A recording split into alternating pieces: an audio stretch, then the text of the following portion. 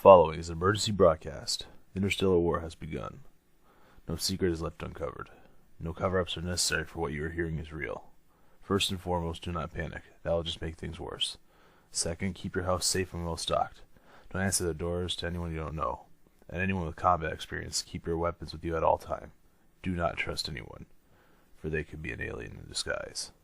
Is this thing still on? Okay, good. Excuse me, man. Sorry about that. The joy snuck in here. Not that it matters, since the device works better than ever, but one can't be too careful. It seems that they are trying to destroy from within when the agencies came knocking, so that we'd be vulnerable to their telepathy. Upon recent study, with the help of the Unintended Terror, we discovered a while back that the reason they were so immune to the Joy's influence was because the Joys rely on being able to access the mind of their victims in order to stimulate the frontal lobe, which stimulates common laughter, while at the same time upping the brain's natural endorphins. To put it lightly, the only way they can make us laugh is to make us high, and the terrors were able to suppress that side of their own brain. We just simply suppress ours electronically. But that's not quite important right now. Right now, we are currently monitoring the ships on the other planets that the Joys have occupied. Some, unfortunately, were too late, such as Venus and Mars. There used to be life there, but it all of a sudden vanished. It seems, along with their stupidity, the Joys' main endgame is to consume every natural resource and leave it barren. They don't even stay on the planet they took over. Venus got it worse. Those poor Venusians, they were in the middle of making terraforming spots so that other species could live there, or at least be able to pit stop there without their natural atmosphere killing them. Is the reason why they call it Earth's sister planet to begin with. Then the Joys came in, and in the panic, the machines went unstable and created the acid rainstorms we now know. If not for our energy shields, those ships would have been eaten through. Do you think any have survived? If they did, they're probably hiding. Venusians are 100 years ahead of Earthlings in terms of technological advancement, so they would figure out a way to tough it out till things got restored. What about the other planets? Let me check. Mercury is dead and abandoned. Jupiter and the other gas planets seem to have no signs of life, save for the signs that says unstable ground. I'm guessing even the Joys are afraid of setting fire to the gas and of blowing each other up. Their moons, however, have some life on them. We just managed to find some remnants of Joy's armies on Titan. Not much, but they also have some slave labor there. We sent the ships to them. They should be... Yep. There's a fight going on there.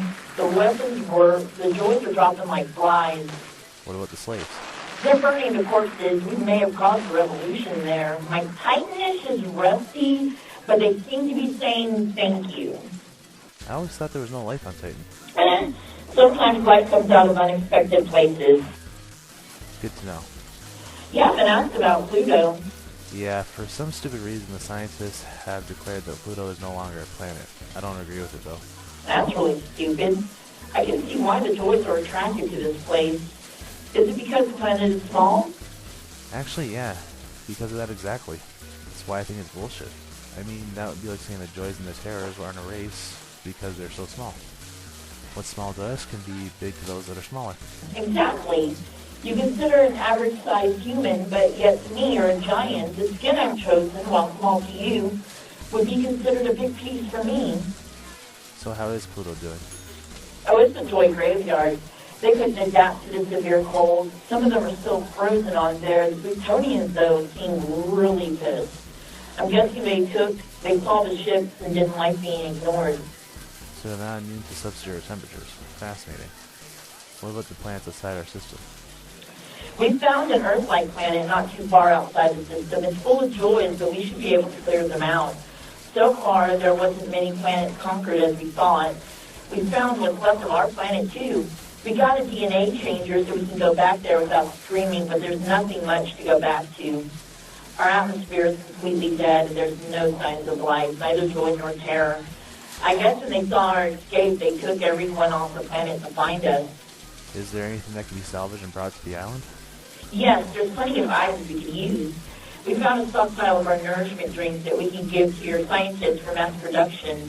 There's also some important artifacts and personal belongings. We'll get to work on gathering it all. That's good. How is our Trojan horse doing? It was difficult at first. The Joys needed to be sure we were one of them.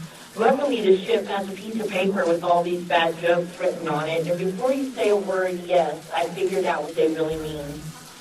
I figured they would talk to each other in jokes, so I thought it was worth a shot. Very clever.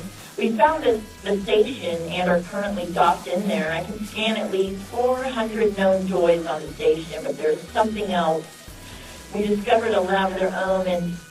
oh, no. No. No. No, no, no, no, no, please, God, no, no. What is it? What's wrong? Our race. They've abducted our entire race. They've been systematically destroying us through intentionally dangerous experiments. Everything in here is meant for orderly disposal. They've been using their station as a concentration camp. Are they still alive? Yes, there's a holding cell not too far from the lab. There's 3,000 left and my family's included. Okay, here's what we're going to do. We're going to split the Trojan horse into 3 groups. The first is going to get those terrors out. The second is going to plant explosives in most of the vulnerable areas of the ship. And the third? They'll stay on the ship. If anything happens, they bail right away. I'm sorry, but you may end up losing them. I understand. I just hope that you're wrong. Me too. Agent? Yeah? I was wondering, why did you join the agency? Just that you seem to be more at home here with us than with the other humans that work here. No one's really asked me that question. I hope I didn't offend you. Just that with everything going on, this may be our last time for all we know, and I wanted to get to know you more. No offense at all. It started when I was around 10 years old. I was in the backyard roasting marshmallows when I saw an object in the sky. I couldn't really make out much of it, but it looked like a big black triangle with a light on each of 3 points. I tried to show my friends, but when they got there it was gone. They believed me, but they were bummed out that they didn't see it. Ever since then I've been looking for ways to find it again. I started a UFO club, looked through every known case and hoax, but with no such luck. However, my meddling caught the attention of the government. When I was 15 they arrested me on a false charge, but it was mostly smoke so no one would be concerned where I go.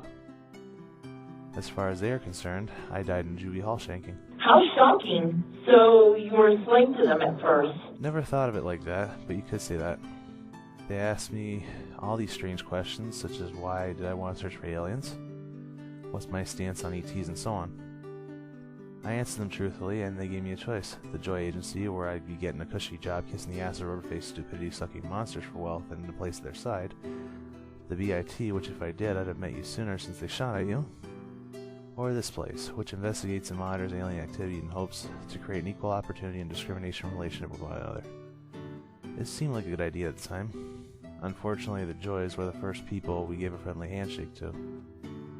And, well, you know how that went. Were there any regrets? Not really, after all. I wouldn't have met you or your people. Before meeting you, I was jaded, cynical, and didn't care if the Joys destroyed Earth. But not only do I meet a race of friendly, if not misunderstood beings such as yourself, the first thing you ask of me and my agency is to help you. It restored my faith, my reason for this job, and it gave me something worth fighting for. But what about you? What was your life before you lost your home? That's funny. Up until now, no one really asked me about life on my planet. I guess I could start with that the land was peaceful and full of life. We had everything we needed. As you no doubt have guessed already, me and my royal family, we were the type of people that only wanted to see others happy. There wasn't really anything wrong save the Joys, except... What is it? Well, I don't know what your standards of beauty are, since I've seen them change over and over, but on my world, I was considered a very beautiful and very desired creature. So naturally, some people on my planet and the surrounding planets would want to see me as their bride, to bind myself to them till death do us part. But while I appreciate their flattery, I never really found anyone on my planet or the surrounding planets very attractive. Neither of the opposite sex or the same sex. At first I thought I was asexual, but then I realized it may have been because I couldn't find someone I loved. Then Prime came to my planet, and he wanted, among other things, my hand in marriage so that he could legally rule my planet. Let's just say say that my planet's destruction was the result of him not taking no for an answer. Besides, I wouldn't marry that loser if he was the ruler of the fucking universe. I see. I've seen many strange things working here, but never have I seen someone willing to conquer planets just because he got rejected. How did you realize your attitude on love? Well, when I met you, when I turned myself into the agency, I took a heavy risk. Even the other agents were afraid to get close to me, but then you came along and I didn't see you in person at first, but one of your workers were kind enough to leave me a two-way radio so that I could communicate with you through my translator. But the fact that you were willing to hear me out and have been keeping your word on helping me so far, it gave me a strange feeling, something I've never experienced before. At first, I thought maybe you were simply just a good friend to me, but then I saw your face and I was being modest, mainly because I thought you were sensitive about it, but I honestly think you look good. So it gave me the impression that I was probably just physically attracted to you, but then you cured me, and the first thing I did was something I always wanted to do ever since you first helped me. I hugged you. And while I eventually didn't want to, didn't want to let you go. I wanted to hold on to you forever, but with everything going on, I didn't think there would be any chance of more, so I took what I could get. I guess what I'm trying to say to you is, I think I may be in love with you.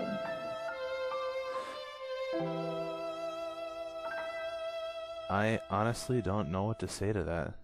Don't get me wrong, I'm flattered. To be honest, I feel the same way about you. Truth be told, though, I never knew you thought about me that way. Not out of any stereotypical princess BS most romantic novels like to convey to create conflict. But there were a lot of things to think of, and mostly on how it would work and how it wouldn't. That's understandable. I was afraid you might have rejected me out of nervousness or awkwardness. What made you fall for me? Well, for starters, I like your true voice. I only made the apparatus for better communication with us, but your natural voice literally sounds like music to my ears. I'm glad you think so. Our homeworld does have uses for the voice other than communication. It's quite similar to your binaural beats, as I seem to notice. What else did you like? Well, I like that you also kept your word, too. Helping us with the joys for helping you with the cure. It's very rare to meet those that are honest as they claim to be, and truth be told, you're very good looking in red. Really? It's formal wear. I only had this thing on because it was the only clothes I had during the invasion. So you like my looks, my personality, and my voice. What don't you think would work out between us? Well, I'm going to start with the elephant in the room. I don't know how we'd be compatible sexually. Anatomies aside, I fear I may hurt you unintentionally. I've studied the sexual habits of your race, and it's understandable why, due to our size difference, plus my arms and legs on you, I'd probably impale you and hurt you just as badly as you could me. Though I take it while that's a major reason, it's not the only reason. Of course not. For starters, I fear that our feelings for each other may be due to the fact that we haven't seen anyone else but each other. So what we feel for each other may be a form of duress. Not uncommon to those that have been trapped in a cave together till help arrived. That's true. I don't see you as a commitment person either. Well, that's one of the things that draws me to you. My family is big on commitment. That reminds me, they probably would have rejected anyway. Probably. Maybe until we figure out where we go from here, we should have at least one expression of our attraction for one another. What's that? Kiss me. Here? Now? Yes, I figured that's one thing we could do that wouldn't hurt each other so badly. That was another thing I've always wanted to do for so long, but never worked up the courage to ask. Well... Hello? Oh, really? Thanks. What is it? We just got a call from the Joy Agency. Joy Prime wants to see us. They want us to come to them, though. It could be a trap. Maybe. What do you say we see what kind of a trap this is? It's about time. Thanks for listening. You will remember this.